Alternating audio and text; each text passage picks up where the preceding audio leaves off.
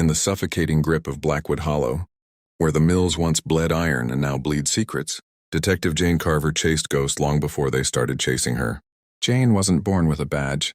She was forged in fire.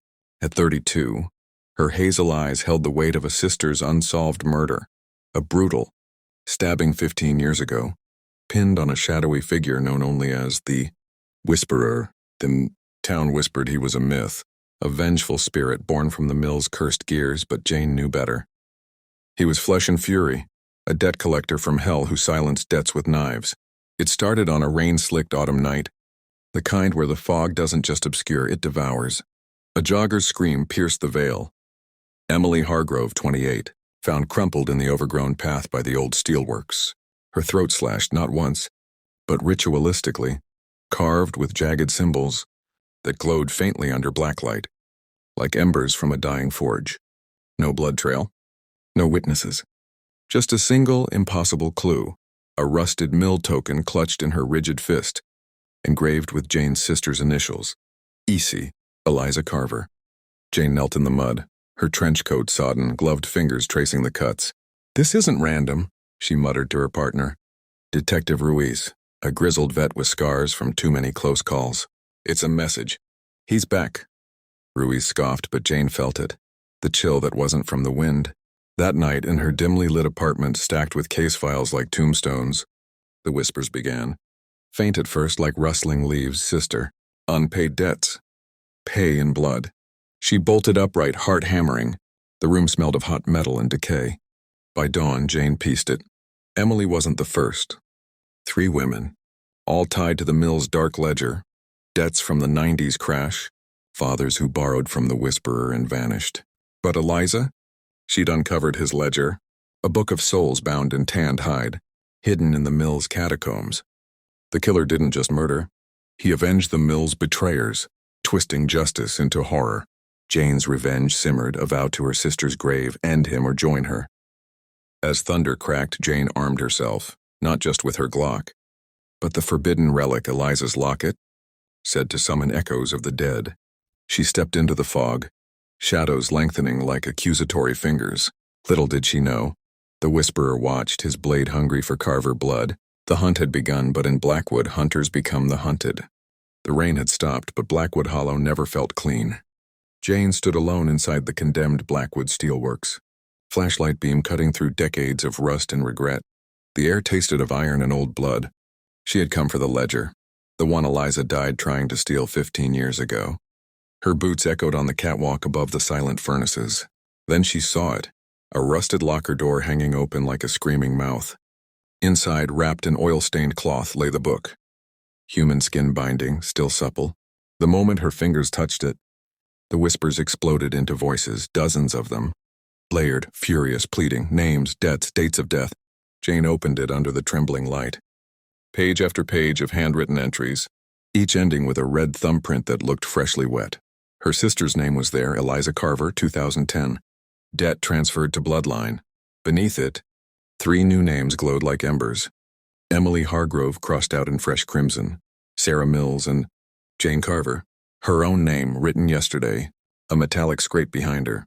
She spun, Glock raised. Nothing, only shadows. Then the ledger flipped itself. Pages fluttering like dying birds, stopping on a blank sheet.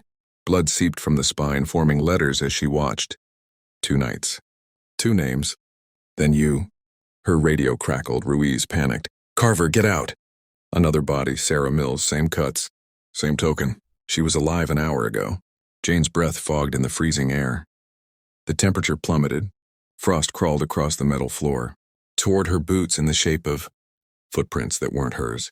She slammed the book shut, but the whispers followed. Louder now, intimate. "Run, sister!"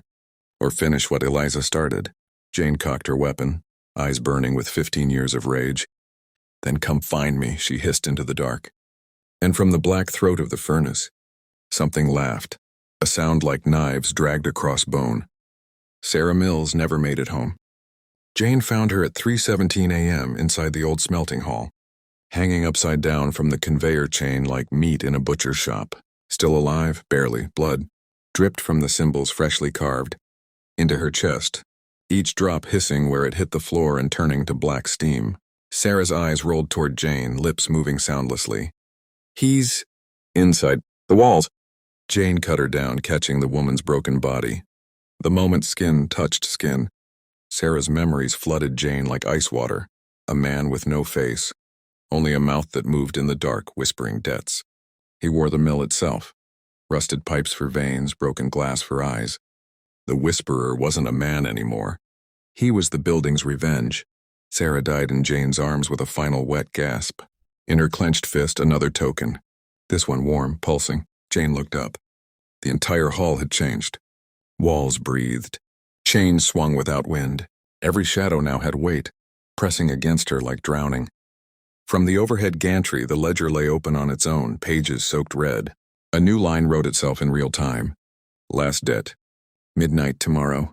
Bring the locket, sister, or the town burns with you. Jane pressed Eliza's locket to her lips. It was scalding now, burning her skin. Inside the silver frame, her sister's photo had changed. Eliza's eyes were scratched out, replaced by two tiny moving silhouettes. Jane and the faceless thing. The lights died. Total darkness. Then a single whisper, inches from her ear, smelling of hot iron and graves. Time to pay what she owed. Jane raised her gun into the black and smiled for the first time in 15 years. Come take it, then. The mill answered with a roar that shook rust from the rafters like bloody snow. The heart of the mill. Jane stood beneath the great furnace mouth, locket open in one hand, Glock in the other. The air itself screamed. The whisperer stepped out of the darkness wearing Eliza's face. Rotted, eyeless, smiling. You kept me waiting, sister, it rasped. Voice layered with every victim it ever claimed. Jane didn't flinch. I'm not here to run. It lunged, faster than human. The blade kissed her throat, drawing first blood. Pain exploded, but she laughed, raw, feral. She slammed the locket against its chest. Silver met dead flesh and burned. The mill convulsed.